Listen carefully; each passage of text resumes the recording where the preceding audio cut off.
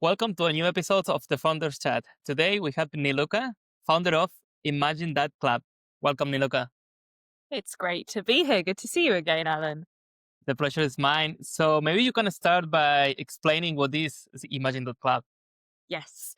So imagine that is a community for early stage founders who have gone into entrepreneurship for the first time, often from corporate, and now they're making that transition. And it's the first time that they've run a business and they use it to network and get traction. Yeah, that's great. I see a lot of people leaving corporate to start their own companies, to start startups. So this is kind of the trend now.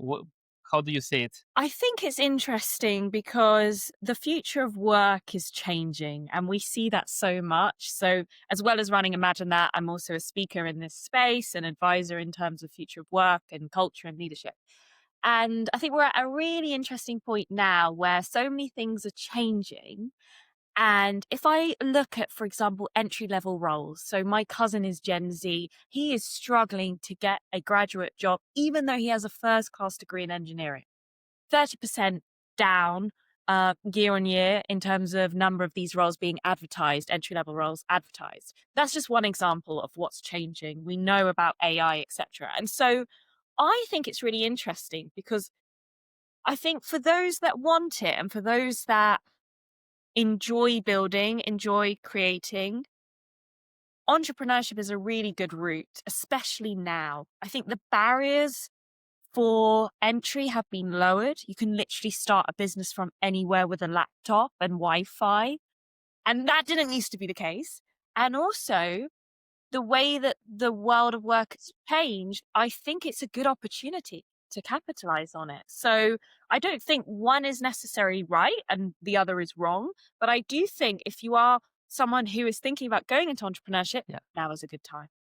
Yeah, I fully agree. Actually, my previous startup, we were targeting solopreneurs because we saw a big shift of people going from corporate to start like the single person practice. It's a bit different because you're targeting founders of startups that want to grow and build a business. Well, both. Um, I have both. both. Okay, So perfect. it does too, yeah. So basically, what we saw is that because now um, there are a lot of different tools with AI, people could really focus in what they do best. For example, I don't know, you're an English teacher, and in the past you had to handle a lot of things like accounting, finance, sales, and today AI is taking can take care of most of those, so you can focus on your business. So yeah, I guess this is why it's easier now.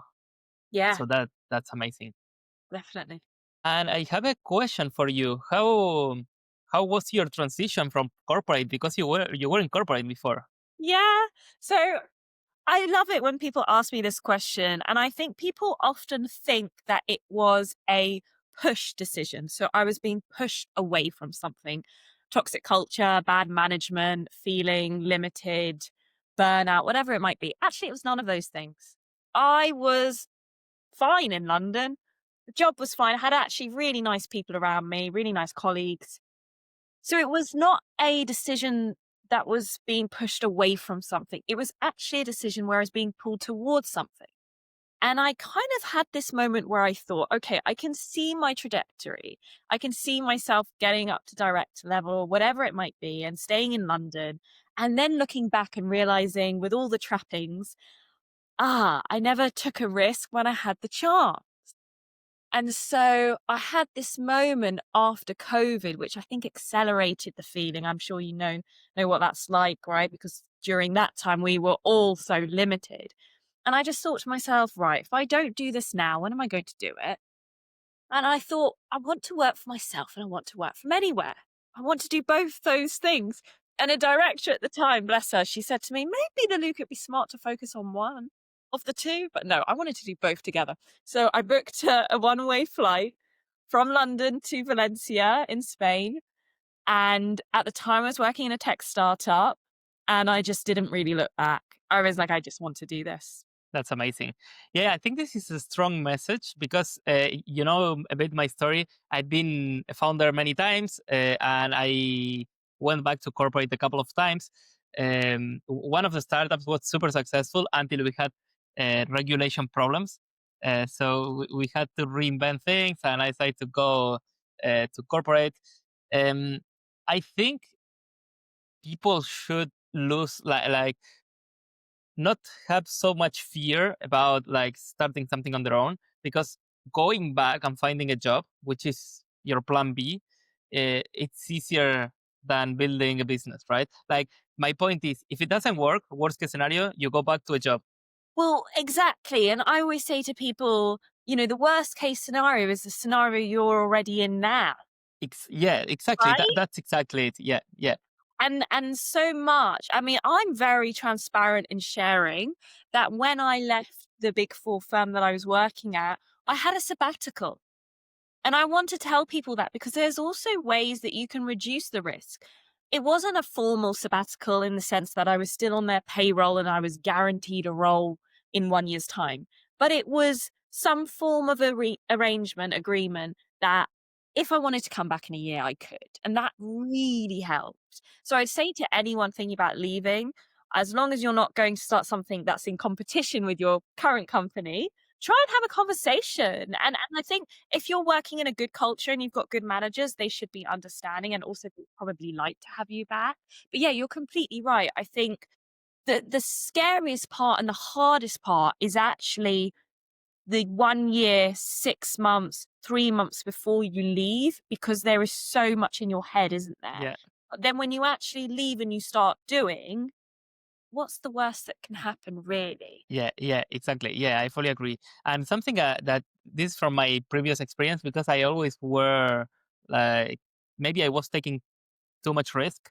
What I could do in the next time is really validate the idea. And I know product market fit is really hard to validate like before you're full time, but at least what they call product solution fit is basically that people are willing to pay for it.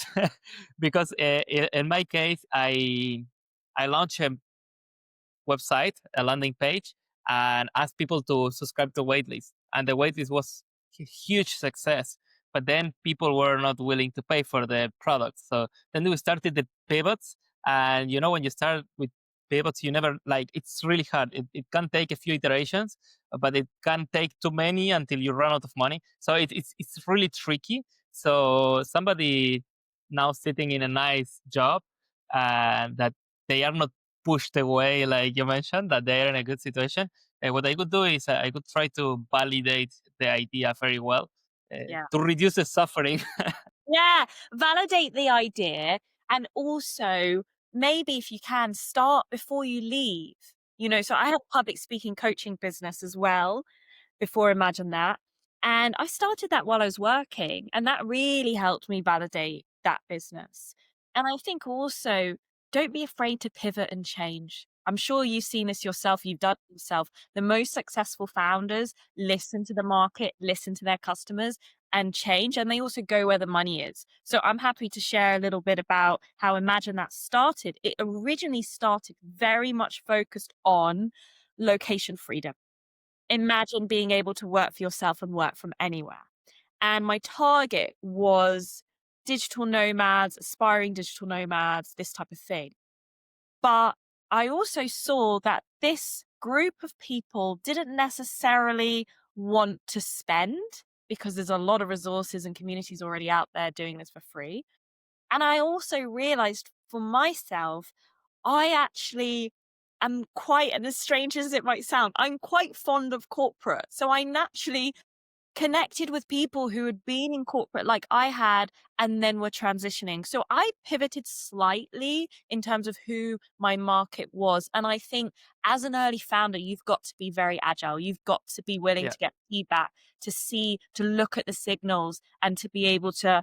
Sometimes yeah, it's a change like this, like a right angle, and sometimes it's just like a 20-degree change. But that yeah, flexibility. I know what you're speaking about. Do you have any co-founders?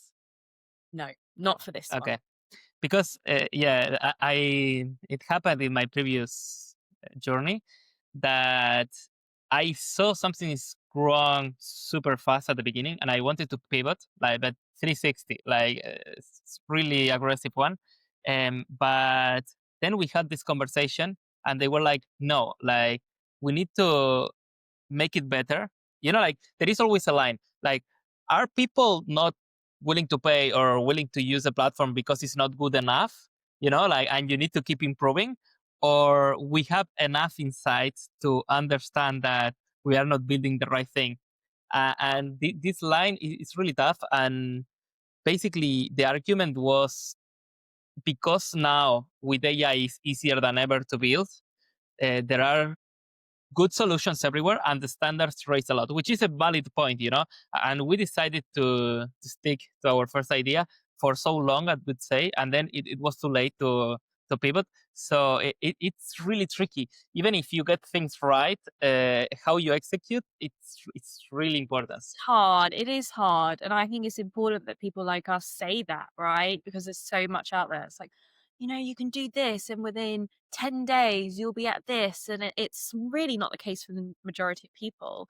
I think you're right. I mean, where is that balance between keep going because not enough people know about you and you have something and don't stop too soon and this isn't the right thing, you need to turn path or change path and do something different. That balance is really interesting. I think if you can get some early traction without a huge amount of spend, that is really good. And that's what one of my advisors said to me with the community, for example. I was bringing people into the community with zero spend. And I was like, okay, that's interesting. Now, had I been pumping in a lot of cash to get that, is it really something that the market wants? I'm not sure. So I like to say to founders, if you can test your offering without first putting in spend, that can tell you a lot. Yeah, yeah. And so basically, to summarize, you started with the narrative that was attracting professionals working for corporates, and your pivot was changing this narrative to start attracting more like entrepreneurs or founders, right? Yeah, so it started off initially as going after folk who wanted to be digital nomads. And now it is more folk who want to work for themselves. Maybe they want location freedom, but they're going into entrepreneurship for the first time, typically from corporate. Amazing. All right. Any near burnout periods of time? That's a great question. So I would say for 2 years, I was on the road. So and I look back and it was amazing. And I don't regret it at all because I mean, those memories are for life. But I think there was 1 year I'd been in 8 countries and another year 6 or something crazy. And I was also working on a tech startup at the time, which was a dating app that we were taking to market. And the level of movement happening, like moving country or moving city, because I had never traveled before. So that was really exciting for me. And then on top of that, working on a tech startup, after those 2 years, I was like, okay, I need to slow down. I need to slow down. So, for example, this year I've maybe been in 3 places for the whole year. Um, so I wouldn't say it was a really serious burnout moment, but it was a moment where I realized, okay, this is cool, but if I'm to do this sustainably, I need to slow down a little bit on the travel front. Yeah. So it was kind of an interesting burnout. Like, okay, I'm traveling too much. I need to slow down. Rather than I'm working a lot and I have financial pressure, which I mean, it's a different kind, right? But Different kind, yes, absolutely. And I will say, I'm very happy to share this. So when I was at Oxford at university, I worked so much. Like I worked, when I say worked, studied, yeah, um, on Christmas Eve, for example. And I had no sense of balance. I just had no sense of balance. And I was in a bad place mentally, really was. I think because of that, I've always been okay to check myself. Like, I'm like, okay, no, I'm going to stop at 6 p.m. today. Like, I'm not going to work longer because I think I always say this to founders as well. Do you still want to have a business? Because if you burn out and you can't run your business, there's no business anyway. yeah. This is super good point because we tend to push too hard on ourselves, and sometimes you arrive to a point where you need to change.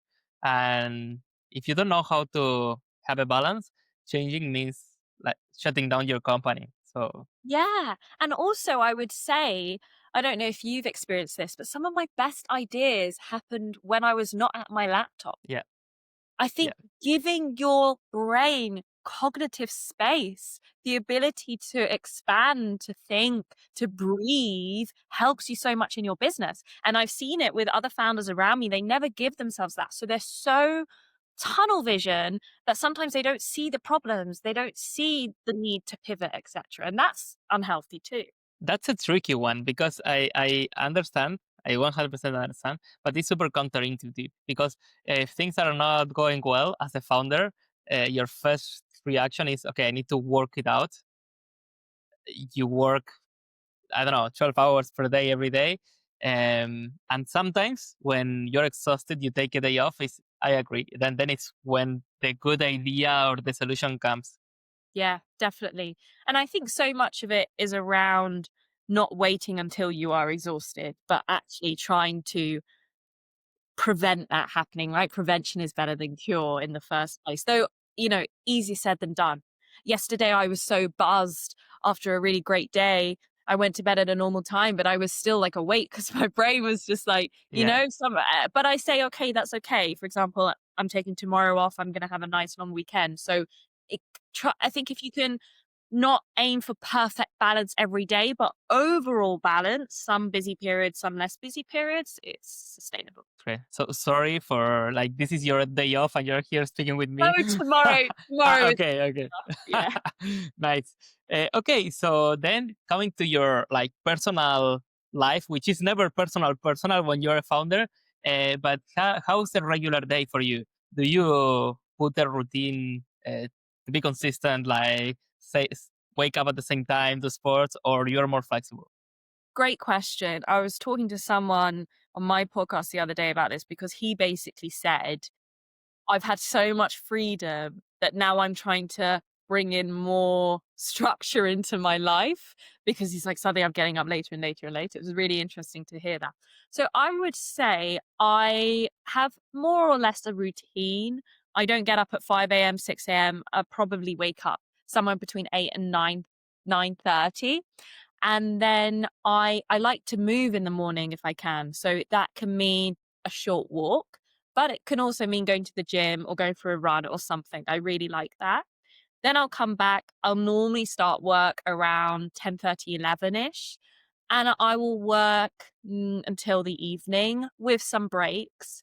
I think for me, I am naturally when I'm focused, I'm really focused. So those hours worked are really high quality hours. That's why I don't feel bad about starting my day a little bit later.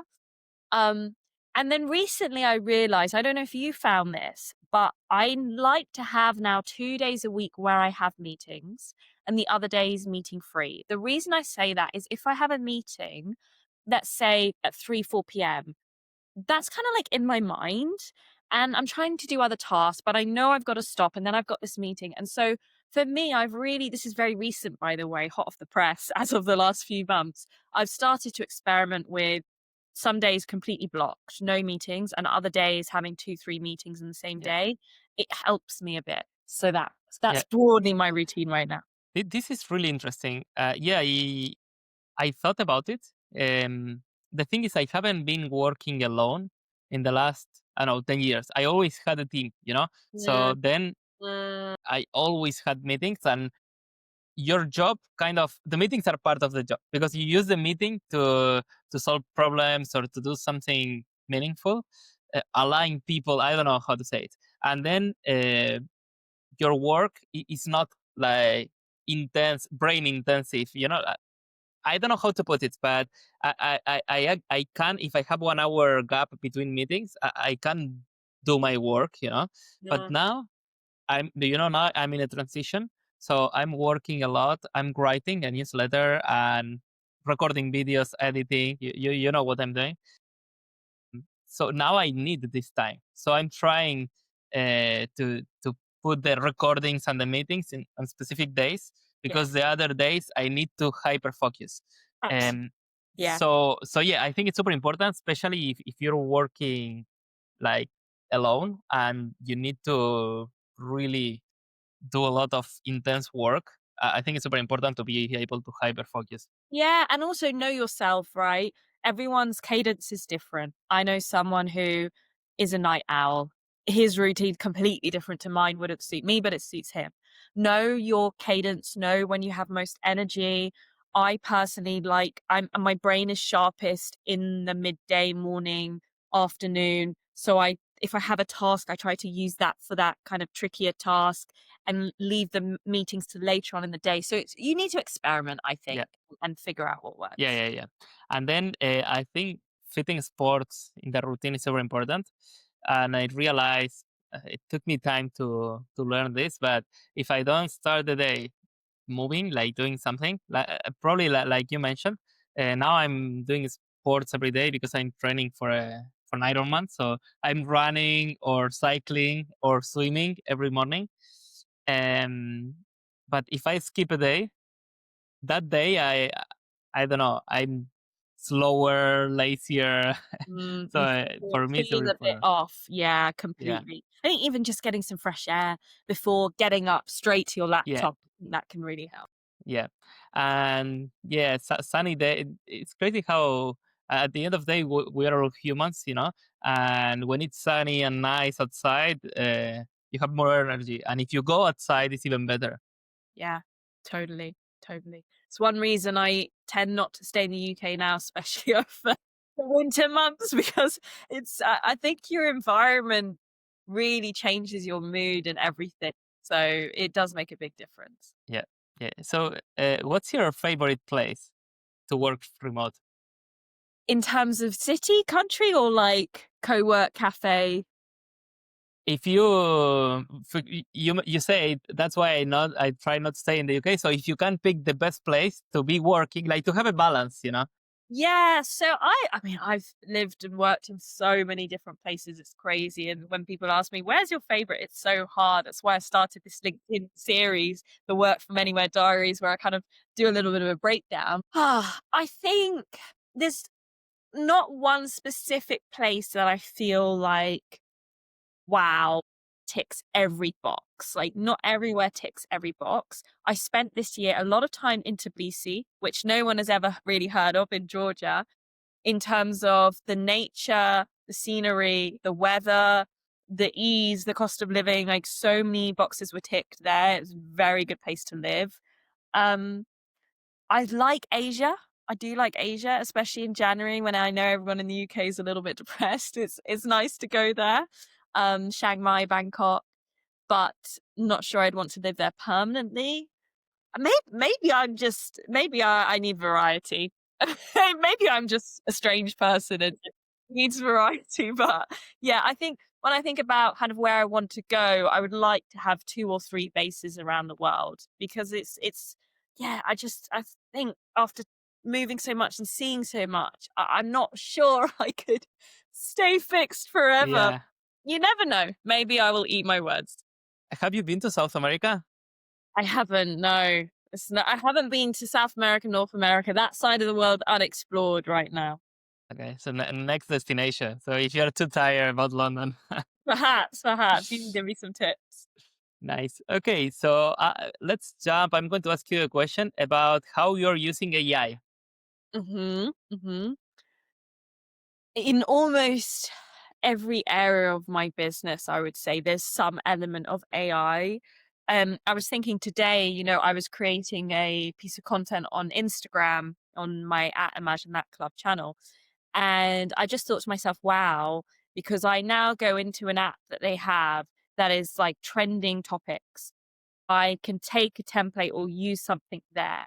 Then I will use GPT to figure out what I should say with that while kind of feeding in my own thoughts. So I always say to people with content creation, I never just ask it to create something. I like to speak to it.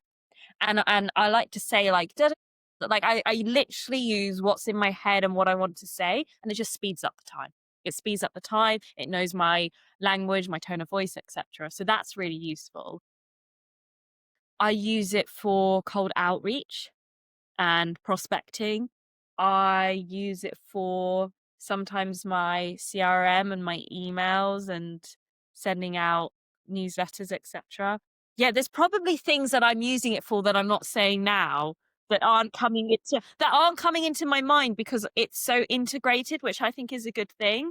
But I like to use it also just to ideate as a Yeah. sparring partner. Yeah, it's interesting. The other day, Cloudflare had an outage and it was down, and it was so interesting to see people like, oh, Yeah. I have to do everything now myself. And I'm a big advocate that we still should have the human element and it shouldn't be doing everything for us. But I think if you can use it to speed things up or to make things better, it's great. Yeah. It's funny. I did an English test actually for UK immigration last week, and I didn't prepare for the test because I've been working in English for a long time. But I was really worried about the writing because I haven't written like a long text alone in a long time. Even emails. If it's long, I always pass it through the Yeah. AI, to correct errors. That's so interesting. Was that online or did you have to handwrite? It was online, but without internet connection, without phone or Have a way, yeah, they must have a way to make sure people aren't yeah, just yeah. using a tool. But then surprisingly, my writing was the top score. So I was good. I mean, I'm writing newsletters and Yeah, uh, exactly. but Yeah. I don't. I mean, I ideate with the AI, and then I change a few things, and then I pass the grammar corrector. Yeah. But still, Well yeah. done. So you mentioned you're using ChatGPT. Are you using any other LLM? Claude a little bit. I've heard really good things about what's the name of the one that is good for images? You'll know better than I. Gemini? No, oh my gosh. We'll have to come back to that. There's one that's really good for images that I'm not using, but my friends have said it's really good for creating images and all of this. Okay, I would say no, Claude and GPT are the ones I'm using the most, but maybe you can share with me if I'm missing out on something. I'm using Perplexity Okay. for research because ChatGPT writes nice things, even if they invent some part of the stories. And Perplexity is about correctness. So basically, it's checking everything against sources, and it's actually giving the sources. So sometimes I ask GPT to generate the text, and then I give the text to Perplexity and say, um, check if this is right or these numbers are whatever, Yeah. and it's great for that. Yeah, if you're doing a lot of research, I can imagine. I think once I used GPT for maths and it got it wrong, so I never use it for that. Yeah, LLMs are terrible for math. Yeah. I guess they're language models, Yeah, so makes sense. Yeah. and then you mentioned cold outreach. I have been using tools for cold outreach, but when I tried AI, so basically give freedom to AI to generate texts, uh, I found myself in a position. I even apologized to somebody, like, look, sorry about that. Yeah, okay. I think actually it's more accurate to say, if you're doing cold email, can you use automation? I think Yeah, rather than that's actually what I mean. All my messaging is myself written, and I've had a lot of time to test it. In the Imagine That Club, we're actually going to do a session on, LinkedIn DMing, cold outreach DMing, what works, what doesn't. Because you know as well as I, when I receive something that's so blatantly written by AI, with the M dash or, yeah, or in a way that a human wouldn't speak, like, you don't know me and you're contacting me in this way, it doesn't land. But if you use your own voice and you know what works, then you systemize that, yeah. then you can kind Yeah, of 100%. I found the same. And also, I was speaking with somebody last week, and how he defined this was amazing. So basically, they are using AI in everything that is backend, not customer facing. And when it's customer facing, like they call it front end, they are doing it themselves. interesting.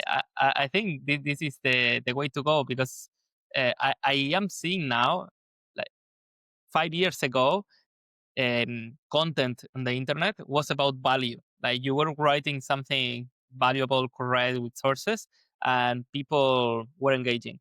And now people are engaging with real, because even if something has great value, but you can tell that was written by a machine, uh, Actually, you don't waste your time. if I think about LinkedIn, right, if I did a post 10 ways to generate leads, that post would not do as well as 3 years ago. I was struggling to gather leads and then you story tell. I think now I'm seeing more and more that content that could not be written by AI because it's so individual to you performs better. And I think that's actually quite refreshing in a way, but it does mean that you have to lean into experiences, storytelling, and kind of share a little bit more about who you are, I think, in your content more than previously. Yeah, yeah. I actually I started, one of the reasons why I started the podcast. Okay, first I love speaking with founders, and this is great because we speak with each other and we give each other visibility, which is amazing. But also, I found out that when you're fundraising, when founders are fundraising, investors are trying to find that person online, and they are trying to find that person online speaking somewhere, because everything else is fakeable today. Like you can write perfect English and you can write perfect Japanese with AI, right? So um, speaking is not really easy to fake. So Right, right. I mean, in that way, I suppose I'm happy to be good at speaking and to have that yeah, aspect because I think, yeah, if you're thinking about skills that can't be replaced, well, communication, oral communication, presenting, public speaking is one of them, um, amongst others. communication skill is going to be the number one skill It's in the so future. key. It's so key. And also, I would add relationship building. So Yeah, this is also why we spoke a bit about pivots earlier. Um, with the early days of Imagine That, it was much more me sharing pure information in terms of how to gain traction, how to market yourself, how to brand yourself, this type of thing that I'm good at. But also, a lot of people can get some insight now through AI and through all the content out there. Not everything, and they still may not know what to ask it. But that's the reason why I thought, what cannot be replaced is the relationships between humans. And so having founders come in, they're not just getting information from me, but they get to see others, they get to connect, they get to form relationships. That is, I think, also going to be even more important as well. yeah, I fully agree. I think building a community today, it's a great idea. It's a great idea. All right. So, is there a trend that you think everybody's underestimating? Trend that everybody is underestimating. I think what is interesting is the boomer generation is not getting much limelight.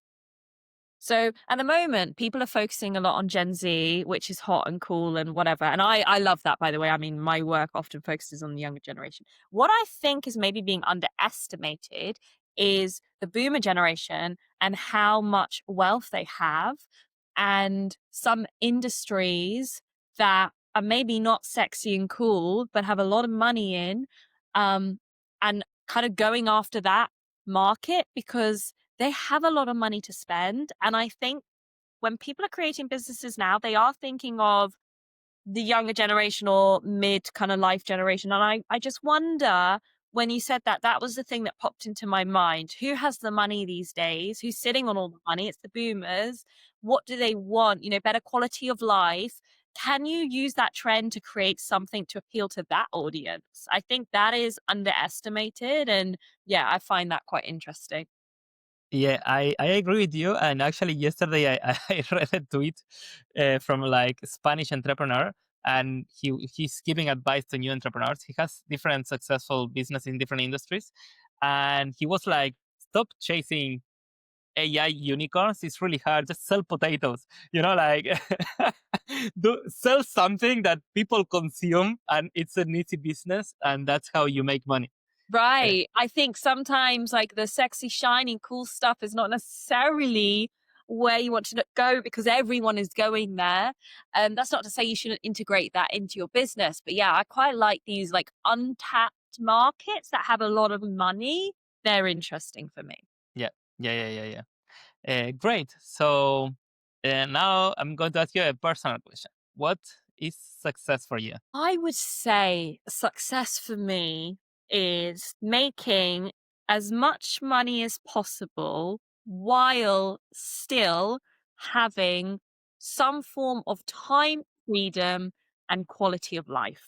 Like that's kind of my measure. How can I make as much as possible while also maintaining a good quality of life? That for me is success because for me, some people for others, they may say, well, I just want to make as much money as possible and that's success. For me, that actually isn't because I don't want to become a millionaire and then feel depressed in my penthouse, right? At the same time, um, I do like money. So for me, it's not just about like just chilling on a beach and not making much and all of this. So for me, I always think about it as those scales. Yeah, it's always hard to find the balance, Yeah. but What about I you? I'm curious to know you. ah What do so you do? Yeah. for me there are three pillars. So it's for me it's health, relationships, family, and wealth. Wealth is important, but there were periods on time when I thought, okay, now I have to try to make money because I'm young and I have the opportunity now, so I'm going to work super hard. It's okay for a few months, but when you're working, I don't know, 80 hours per week for an extended period of time, then you find yourself not doing sports, which means health. You don't feel great. You don't have energy anymore, Yeah. and then if you don't take care of relationships, you start losing them as well. Yeah. So And they are so key, right, to our yeah, quality of life. I think it's also interesting that you equate wealth with working a lot because I think something for me in terms of my definition of success is also how can you create wealth which doesn't require you to give up other things. That's why I say yeah, quality of life. And quality of life includes your health, your sleep, your relationship, etc. But I think that's a really interesting equation because how can you almost, I suppose, have your cake and eat it. And I think it is possible. It is possible. You have to be really smart in how you do it. And you have to be really thoughtful as to your business model and the type of business you're creating. yeah, yeah. It's really really tricky, and sometimes you have the perfect plan, but then when you start executing it, you need to put more hours or it doesn't work. Yeah. And then it's when you say, okay, I'm going to work really hard, but for a few more weeks only. And then you keep postponing the date when you will start having a normal life again. And this is when we burn out. So, Well, yeah, I knew someone who he was a founder and he was building for a number of years. And I think his girlfriend was just like, she wanted to start a family and he just was so focused on the business and it can create a lot of tension. So I think if you can have the balance earlier, sooner rather than later, it will help. yeah, yeah. Cool. So making money while maintaining a decent quality of life. Yes. I think it's more or less we say the same thing in different words. Yeah. Uh, cool. So if you can give an advice to your younger self, 20 years old, you, what is advice? Gosh, I was so angsty and impatient. I'm still quite impatient. Um, but I would say just relax a little bit. I know you want to be successful and you will be successful, but not everything has to happen right now. That's what I would say. Just kind of keep building, keep growing, keep learning, and things will happen, but it may not happen tomorrow, and that's okay. Like, just chill out a little bit. I think that's what I would say. I'm classic type A, type achiever background. So Sometimes it's just like, and you can't chill out. Now I'm in a transition. I could take a lot of time off, to chill. It's impossible. I'm waking up earlier than when I have a full time job. yeah, and So it will be interesting for you because you will have annual leave again. It'll be interesting how you use those weeks off. Like, oh my gosh, I've got all this free time. yeah, That's cool. it. So So yeah, that's another thing I just wanted to add as well, in terms of defining success. Can you create some form of life where you don't feel that you need to take a holiday all the time?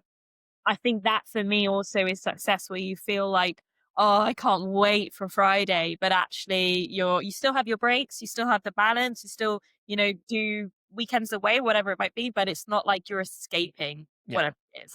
yeah. Um, Great. So we're wrapping up, and I want to ask you, what message do you want to send to your customers and your future customers? Yeah, so I would say if you are someone who is thinking about going into entrepreneurship and you're new to it, it's your first time, firstly, realize that you need to break things down and just start small, but start today. So much of the time we're like analyzing and we're over planning, and so much actually moves us forward through the doing, right? The first time I did a newsletter, it was terrible. The first time I did an interview, it was terrible. The first time is never great, but you learn through doing. So I think for any aspiring entrepreneur or new founder in their first few years, you are making progress if you keep making action and listening to the feedback. Take action, look at the feedback, improve. Take action, look at the feedback, improve. Take action, look at the feedback, improve. And then you will go far. That's what I would say. Think. Yeah, I always give that advice as well. Like, it's okay to plan, right? We are not going to go crazy blind to do Of something, course. but plan the first 2 weeks and start, because if you try to plan the next 2 years, it's going to change anyway. Exactly. So s- Exactly. I mean, I'm a big advocate of planning. I am a planner, right? I have planned the community and the events happening quite far in advance. But I think I've seen people and founders become almost over analyzing and over planners, and everything has to be perfect before they start. And that can slow you down so much. And it's not fun. especially at the beginning, like step one, you never know how people are going to react. So you might need to change like completely your idea, and all the planning was useless. So starting is super important. And then when you have a business, then you can plan farther ahead. But Yes. from 0 to 1, like it's Test, experiment, start small. cool. And last question, and I promise it's the last one. What is your superpower as a founder? I would say it is two things. Am I allowed to say two things? I would Yeah, say um, it is my communication, my presenting and my speaking, but I think it's also bringing people together and inspiring action and change in people. I love that. I'm a very people person. I think I couldn't just be a coder or tech founder behind the scenes all the time. I just love to meet people like yourself and bring people together and see them reach their potential. That gives me a lot of energy. that's great. And I think it's perfect for what you're doing now. So congratulations. Yeah, and I'm looking forward to catching up and speaking in the Yeah. community in January. Yes, of course. Super happy to have you. I'm looking forward to that too. Thank you very much. Thank Have a you. nice day. Bye bye.